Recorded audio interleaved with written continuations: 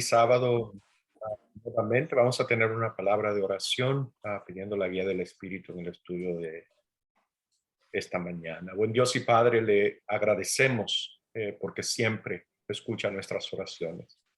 Le agradecemos porque podemos entrar confiadamente delante de su presencia ah, para servirnos en la abundancia del banquete de gracia, misericordia que tiene para dar. Y yo le quiero pedir ahora, en este momento particular, que su Espíritu me dé palabra de vida, que me habilite, que sea este mensaje de bendición para muchos. En el nombre de Jesús. Amén. Amén. Hay dos ideas importantes que aparecen en los escritos del apóstol Pablo, que quiero abordar, que quiero tocar en esta mañana. Una de ellas,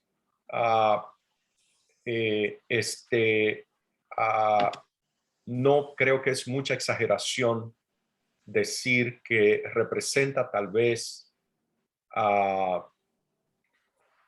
la contribución central de la teología protestante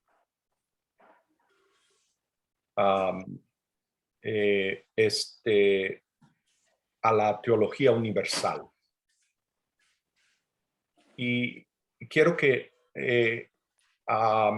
revisitemos este punto a ver si encontramos algo que nos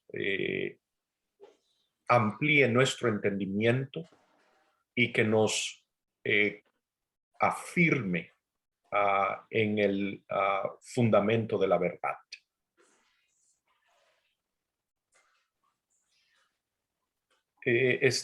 Muchos de los escritos de Pablo preceden a los evangelios. Algunos de ellos preceden a varios, y la totalidad preceden al evangelio de Juan. Por ejemplo, la primera carta a los tesalonicenses, el primer libro del Nuevo Testamento, se escribió alrededor de unos 18 años después de la muerte de la crucifixión de Jesús. Lo cual en realidad es impresionante si usted lo piensa. Va a descubrir que unos 18 años después de la muerte de Jesús, el evangelio había avanzado, se había predicado de forma tal que había una iglesia en Tesalónica, el norte de Grecia. El evangelio ya en ese corto periodo de tiempo había alcanzado estos lugares. Con frecuencia leemos los escritos del apóstol Pablo como una explicación o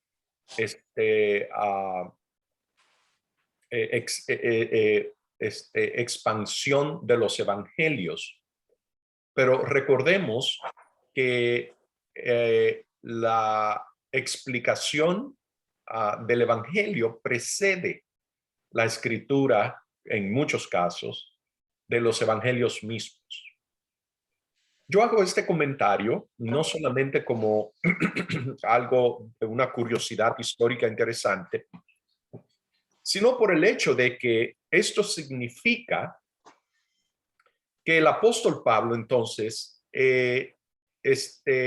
tenía con frecuencia que presentar la historia del evangelio antes de poderlo explicar.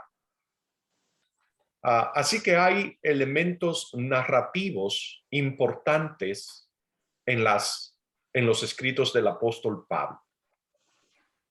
A veces leemos los escritos del apóstol Pablo, y de nuevo esto es una influencia de la teología protestante, buscando elementos doctrinales.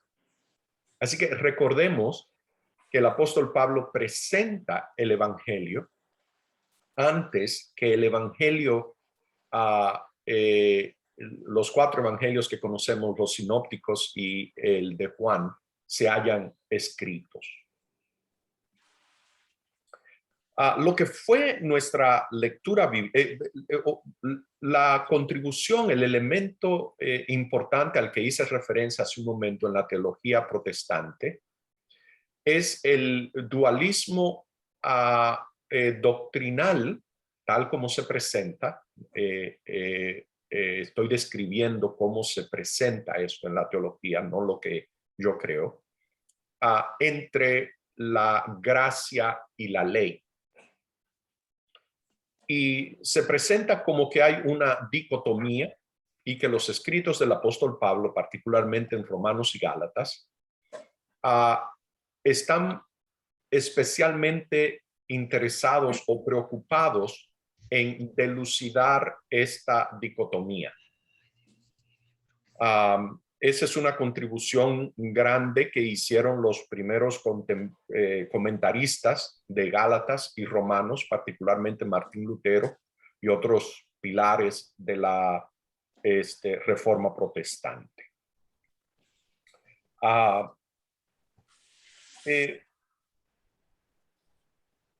Yo quiero que hoy miremos con un poquito más de atención a ver si esto es exactamente el interés central del apóstol Pablo en su presentación del Evangelio. Yo quiero que vayamos a Romanos capítulo 1. Yo preparé una presentación aquí, voy a ver si la puedo compartir con ustedes. Bien, aquí está. Yo quiero que vayamos a Romanos capítulo 1.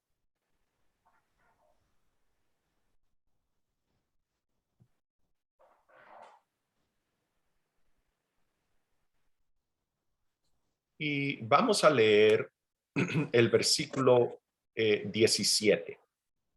Romanos capítulo 1, verso 17. Y dice la palabra de Dios, estoy leyendo de la versión Reina Valera de 1960. Dice, porque en el Evangelio la justicia de Dios se revela por fe y para fe, como está escrito, mas el justo por la fe vivirá. El apóstol Pablo dice, como está escrito. Él está citando el Antiguo Testamento en esta declaración. La idea que él está presentando es que él dice que en el Evangelio hay una revelación. El verbo es hay un apocalipsis, porque en el Evangelio la justicia de Dios se revela por fe y para fe, como está escrito, mas el justo por la fe vivirá. Nos está diciendo entonces que hay una revelación en el Evangelio con respecto a la justicia de Dios. ¿Qué es la justicia de Dios? ¿Y cómo es que el Evangelio la revela? Este es el tema grande de la justificación por la fe, de la contribución de la teología protestante, del movimiento protestante.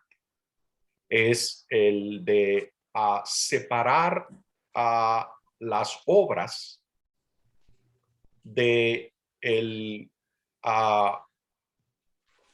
que alguien pueda ganar u obtener la salvación. La pregunta que yo quiero que respondamos hoy en nuestro estudio ¿es eso exactamente el interés central del apóstol Pablo? El siguiente versículo me dice que hay algo más que se revela. Me dice el versículo 18 que la ira de Dios se revela desde el cielo contra toda impiedad e injusticia de los hombres que detienen con injusticia la verdad. Vemos entonces que cuando miramos estos dos versículos, el apóstol Pablo nos está contextualizando esta declaración en el conflicto cósmico. Hay un proceso de revelación y de la justicia de Dios, y hay un proceso que se le opone, que él se le llama que hay quienes detienen con injusticia la verdad. ¿Cuál es esta justicia de Dios que se revela? Pregunté hace un momento. Y que se revela, me dice este pasaje, por fe y para fe, como está escrito, mas el justo por la fe vivirá. El apóstol Pablo en este texto me da una clave que me ayuda a responder esta pregunta. Y es que él está citando específicamente, como está escrito, me contextualiza el tema, qué es lo que el evangelio trae, a qué es que el evangelio es una solución, qué pregunta es la que el evangelio responde, qué es lo que está en entredicho, qué es lo que se ha estado cuestionando, que el evangelio ahora provee una respuesta contundente, final, conclusiva. Yo quiero que vayamos al texto que el apóstol Pablo está citando aquí. Se encuentra en el libro del profeta Habacuc. Y vamos a poner en contexto cuál es el tema, porque el apóstol Pablo dice que el evangelio da una respuesta y lo que queremos saber es cuál es la pregunta, qué es la pregunta que se ha hecho. El libro del profeta Habacuc, capítulo 1, versos 2 al 4. El profeta lanza estas preguntas y se las hace a Dios, a Jehová, al Señor, al dueño del negocio. ¿Hasta cuándo, oh Jehová, clamaré y no oirás? Y daré voces a ti a causa de la violencia y no salvarás. Yo quiero que comencemos a notar la dinámica de el cuestionamiento. El profeta está diciendo que él tiene un reclamo, que él está dando voces, que él está clamando, y él está clamando a causa de la violencia, a causa de la injusticia, pero que él ve, él percibe, él entiende, a él le parece que Jehová no está oyendo las voces que él está dando y el clamor que él está haciendo. Permítame un segundito, estoy oyendo varios micrófonos abiertos, le puedo pedir que los cierren, me están distrayendo un poquito, discúlpenme. Bien, así que ¿hasta cuándo, oh Jehová, clamaré y no oirás? Y daré voces a ti a causa de la violencia y no salvarás. ¿Por qué me haces ver iniquidad y haces que vea molestia? Destrucción y violencia están delante de mí, pleito y contiendan se levantan, por lo cual la ley es debilitada y el juicio no sale según la verdad, por cuanto el impío asedia al justo por eso sale torcida la justicia. El profeta está diciendo que la realidad que él observa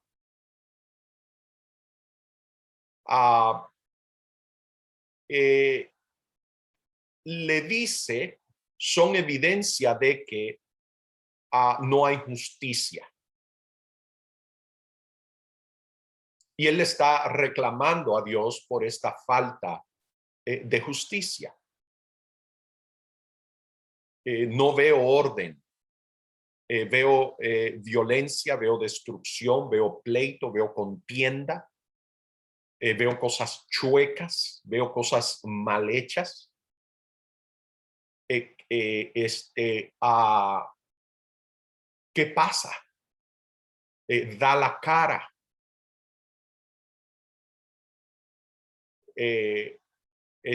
No refleja bien sobre ti, Jehová, el Dios que dice que es justicia, el Dios justo, que él esté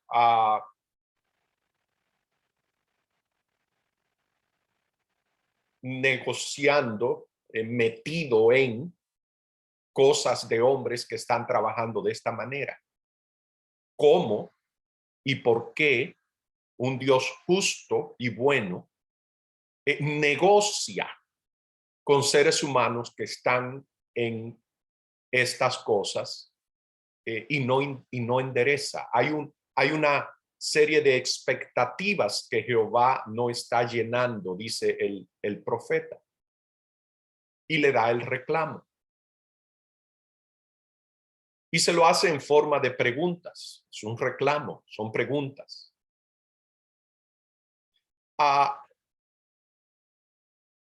Y entonces él dice, bueno, ya acabé.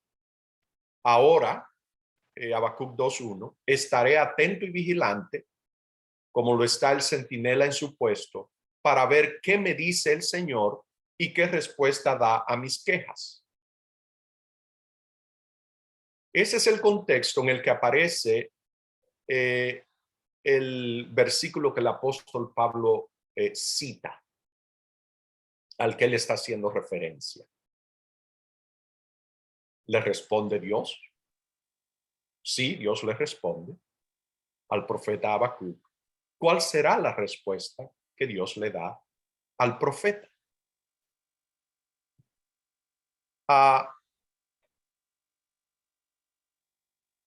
Y Jehová respondió y dijo, Habacuc 2, 2 y 3. Y Jehová me respondió y dijo, escribe la visión y declárala en tablas para que corra el que leyere en ella.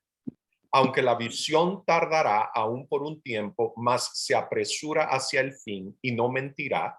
Aunque tardare, espéralo, porque sin duda vendrá, no tardará. Yo quiero que lo tomemos un poquito más despacio. Vamos a fijarnos los elementos que contiene la respuesta de Dios. Dice, y Jehová me respondió y dijo, escribe la visión y declárala. La que él va a declarar es la visión en tablas, de forma que un corredor pueda leerla. El la es la visión, porque todavía hay una visión para el tiempo señalado. Ella, la visión, habla del fin, y ella, o aún el que la da, no miente. Y ella, la visión, parece demorarse. Espérenla.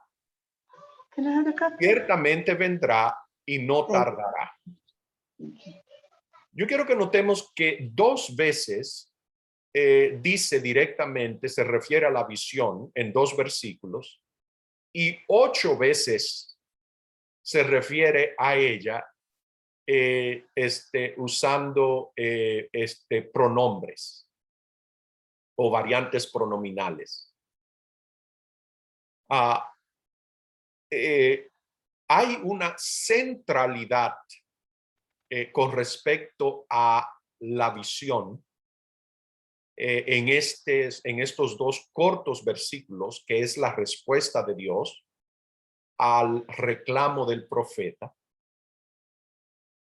que nos debe de enfocar a nosotros. ¿Qué es esta visión de la que está hablando Dios?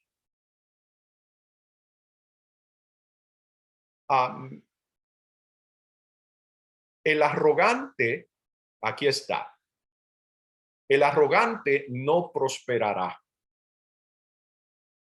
En cambio, el justo, y el adjetivo está en la forma masculina singular, el justo, por su fidelidad, ese su es la tercera persona masculina singular, vivirá. Yo sé que la Reina Valera dice, más el justo por su fe vivirá. No habla nada de fe allí en el hebreo. Está diciendo su fidelidad. El arrogante no prosperará, en cambio, el justo por su fidelidad vivirá. La Septuaginta, que es la traducción en griego del hebreo, dice lo mismo, solo que cambia la variante pronominal. En lugar de decir que el justo por su fidelidad vivirá, dice el justo por mi fidelidad vivirá.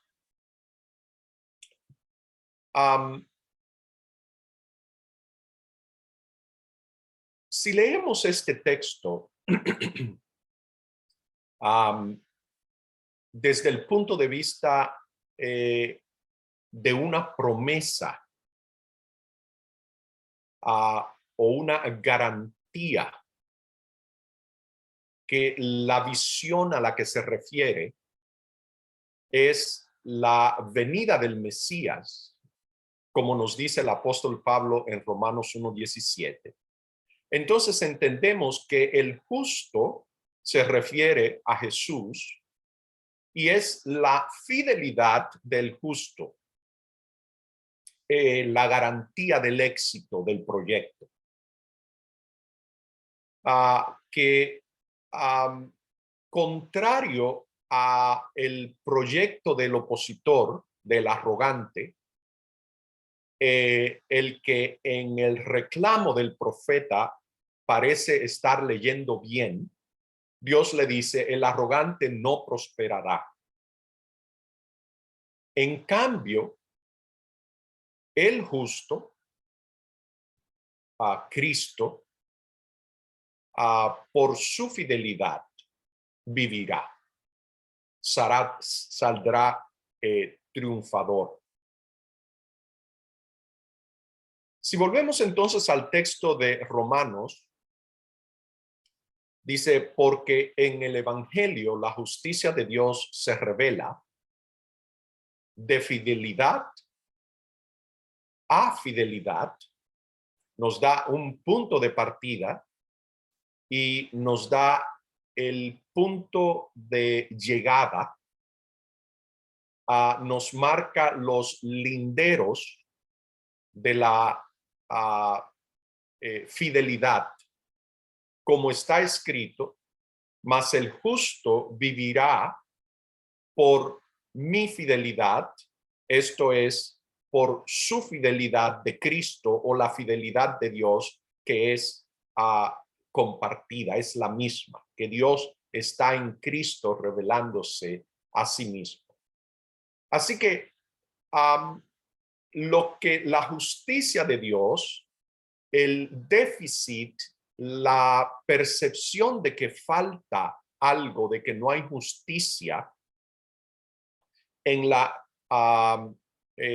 expectativa humana, Dios dice que queda satisfecha en el evangelio en su fidelidad.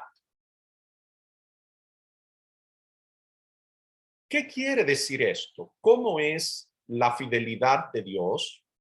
¿Cómo es la fidelidad de Cristo a una revelación de la justicia de Dios?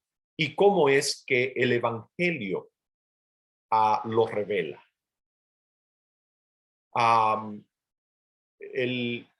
Es un tema presente en los escritos de Pablo. La justicia de Dios se revela.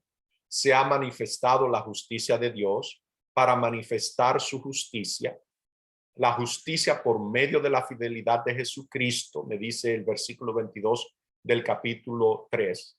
Y la justicia de Dios ha sido revelada a través de la fidelidad de Jesucristo para todos los que en él confían.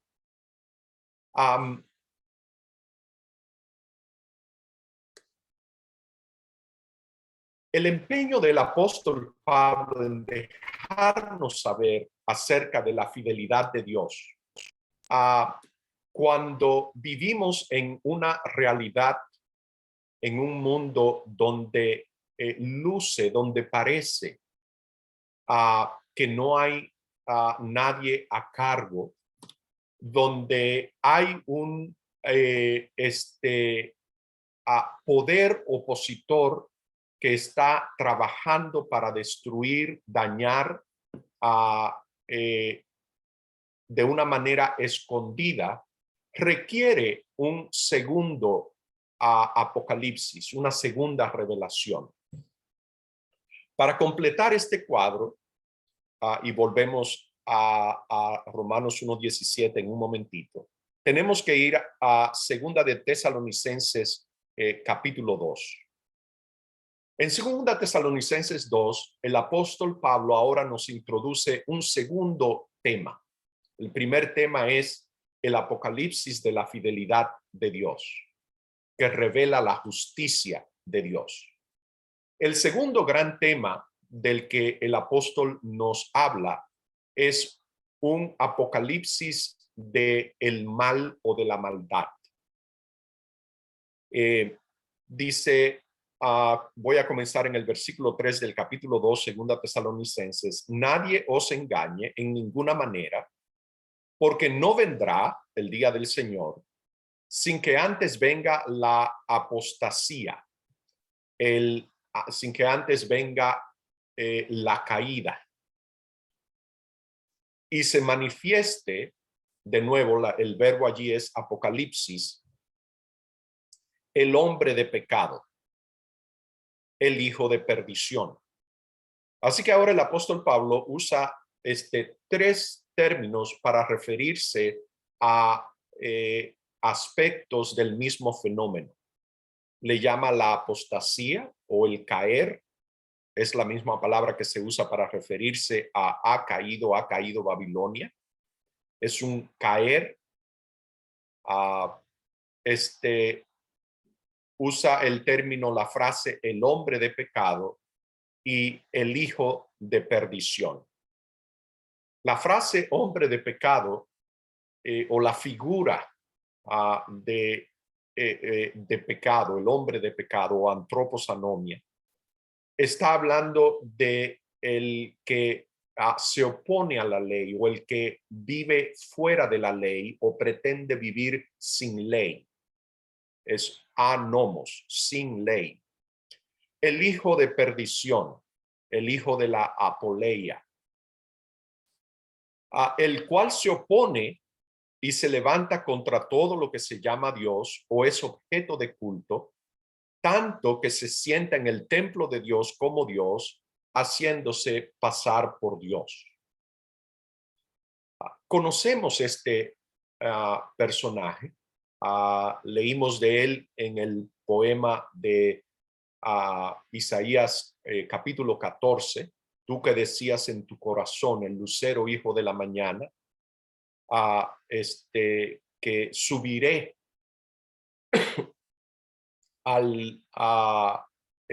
y me sentaré en el trono de Dios a los lados del norte, en medio de la congregación, por encima de las nubes.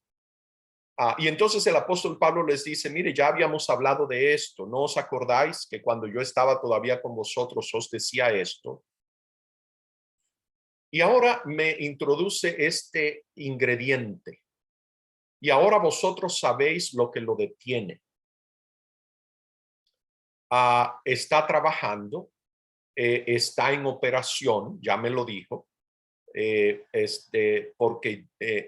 porque ya está en acción el misterio de la iniquidad, pero hay quien lo detiene, hay quien lo refrena, hay quien lo contiene, a fin de que a su debido tiempo se manifieste. Esta manifestación, de nuevo, la palabra es Apocalipsis, no es que aparezca o que se presente. La implicación va un poquito más allá. La implicación es hasta que sea expuesto o sea desenmascarado, porque ya está en acción el misterio de la iniquidad. De nuevo, una frase refiriéndose al mismo fenómeno. Solo que hay quien al presente lo detiene, y ahora el golpe frío de toda esta narrativa, hasta que él a su vez sea quitado de en medio. Esta frase de en medio es una frase de connotación apocalíptica muy importante. Ya la hemos encontrado varias veces en nuestro estudio.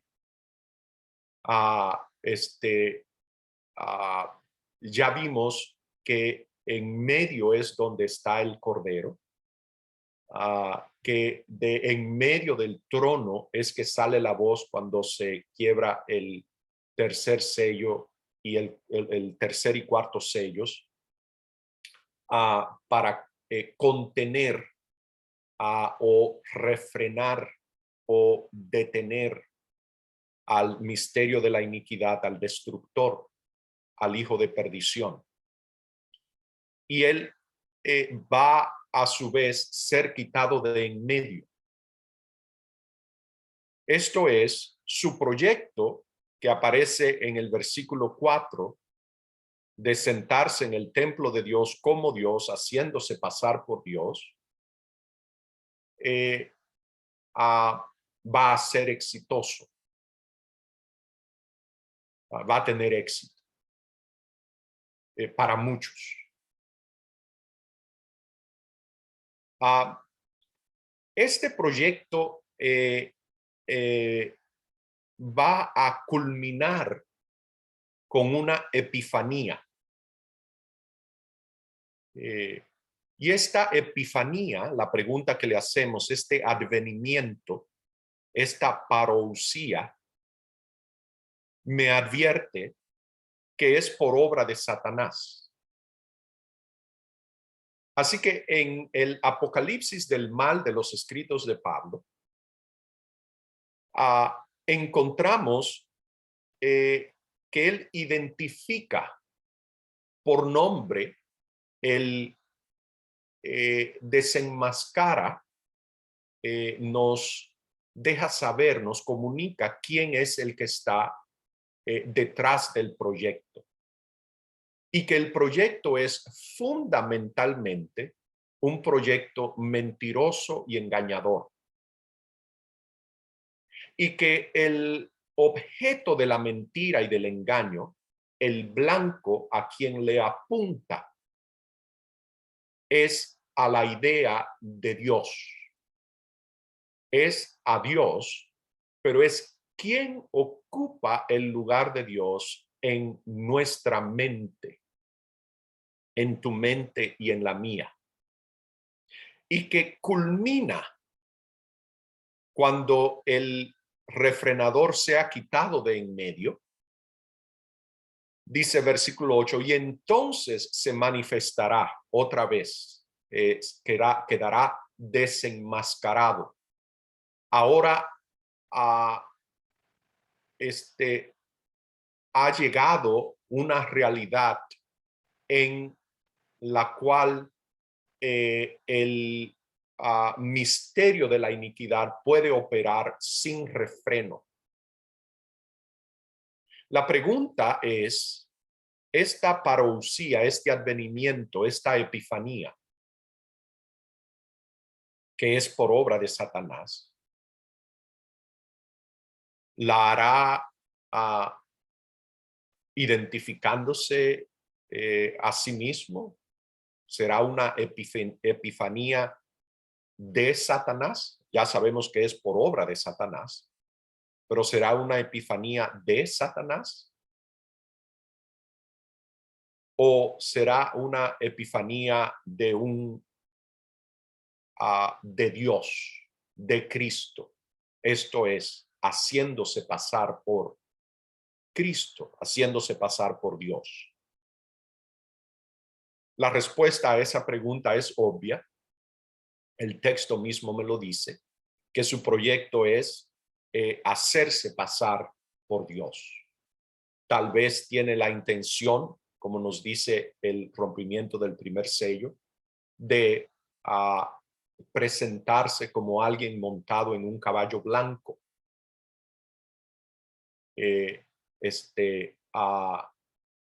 No es el jinete legítimo de ese caballo, pero no se quiere presentar por su verdadera identidad, porque su advenimiento es con gran poder y señales y prodigios mentirosos.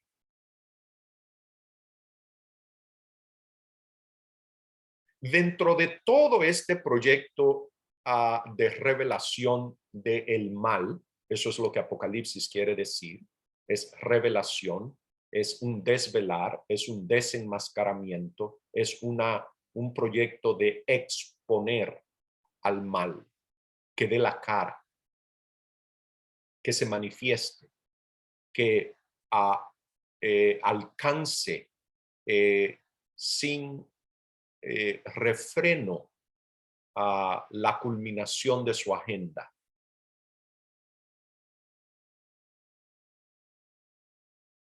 Aparte y separado de este proyecto revelatorio apocalíptico, está el proyecto del Evangelio. Hay un elemento más antes de unir los tres hilos, que aparece en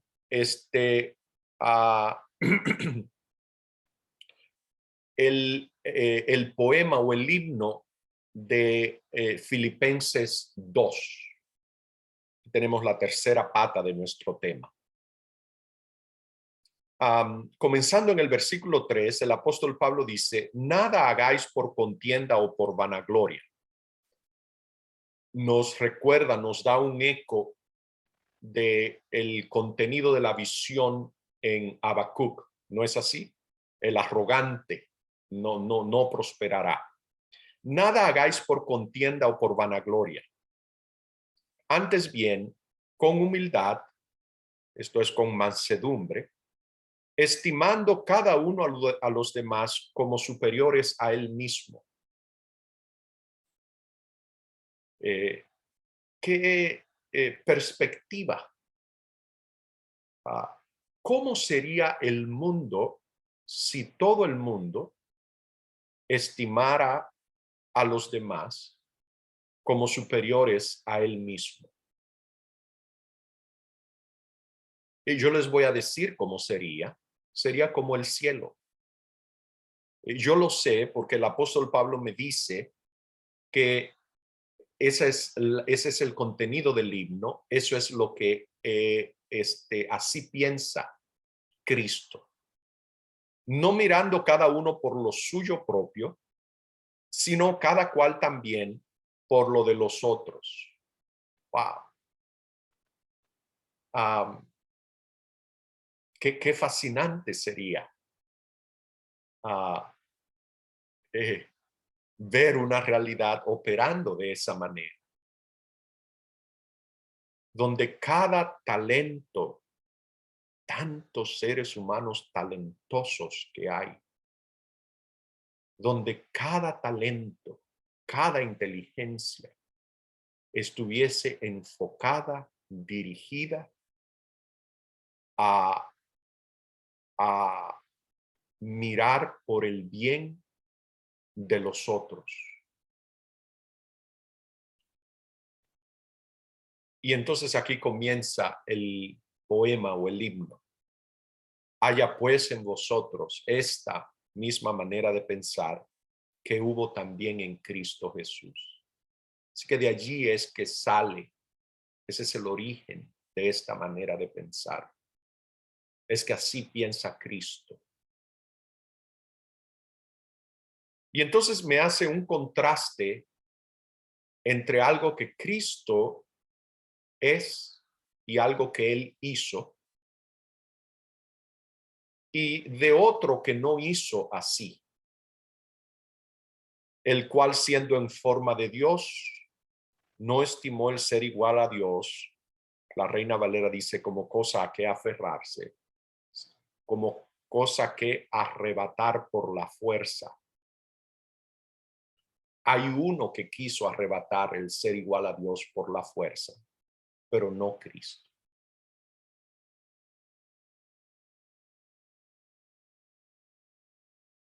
Cristo lo que hizo fue que se despojó a sí mismo, tomando forma de siervo, hecho semejante a los hombres.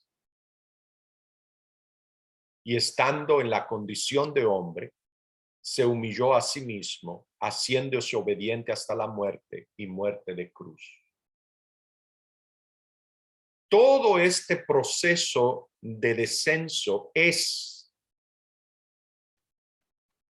la justicia de Dios que se revela en la fidelidad de Cristo, que es la fidelidad de Dios. Están en el mismo proyecto. Que Dios es fiel a sí mismo,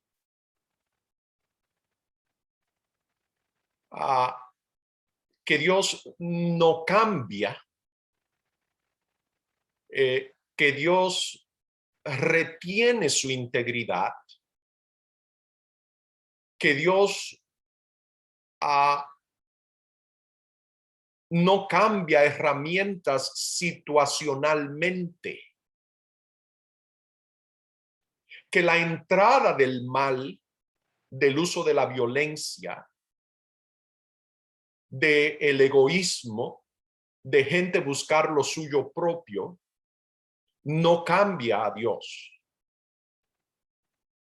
Que a gente que busca lo suyo propio, Dios le da vida, Dios le bendice, Dios le da talentos, Dios le da recursos, que Dios no cambia, que Dios hace salir su sol sobre buenos y malos, que Dios solo bendice y solo da, que Dios no cambia porque el mal entró, que Dios no usa recursos del mal para derrotar al mal, que Dios no busca lo suyo.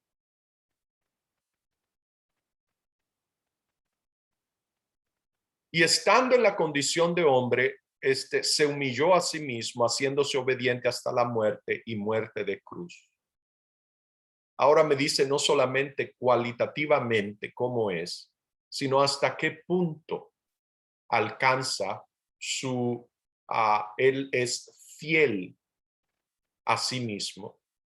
Él es fiel a sí mismo al punto de dar su vida. ¿Hasta dónde llega ese dar? Hasta darlo todo. Y es precisamente por eso, por lo cual es exaltado hasta lo sumo. Ya vimos en la celebración en el cielo, en la sala del trono, y que se mueven círculos concéntricos de alabanza y adoración, porque lo que lo hace digno, lo que lo exalta es precisamente porque piensa de esa manera y porque actúa de esa manera. Y que al pensar de esa manera y actuar de esa manera y haber triunfado de esa manera, quedó demostrado que hay una manera de derrotar al mal, al misterio de la iniquidad, y es a través del bien, y que solo el bien vence el mal, y la fidelidad de Dios al bien, su compromiso total y profundo a sí mismo, es lo que manifiesta la justicia de Dios, que no es justicia que viene a castigar al malo, es justicia que viene a vindicar, a sanar al herido, a restaurar y enderezar todas las cosas. Este es la garantía del triunfo. Ese es el poder del evangelio. La garantía es la fidelidad de Dios en tu vida y en la mía. Por eso podemos confiar en Él, porque Él es confiable. Amante Dios y Padre bueno, gracias, Señor, por su fidelidad. Gracias porque su justicia revelada en el Evangelio queda manifiesta, nos queda evidenciada en la fidelidad de su justo, que es Cristo. Y Dios, por eso confiamos. Por eso, aunque parezca que tarda,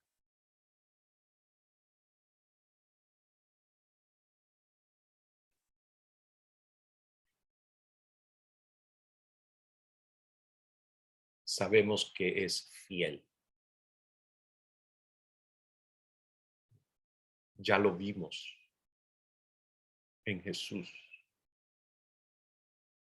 Dios, queremos verla ahora quiero verla en mí. Quiero verla, Dios, en su iglesia, sus hijos. Sabemos que ese es el anhelo ardiente de su corazón. Dios bueno,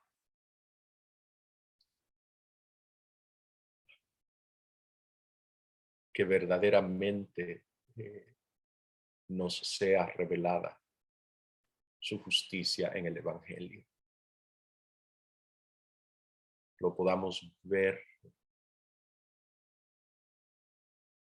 y que viendo seamos transformados de gloria en gloria.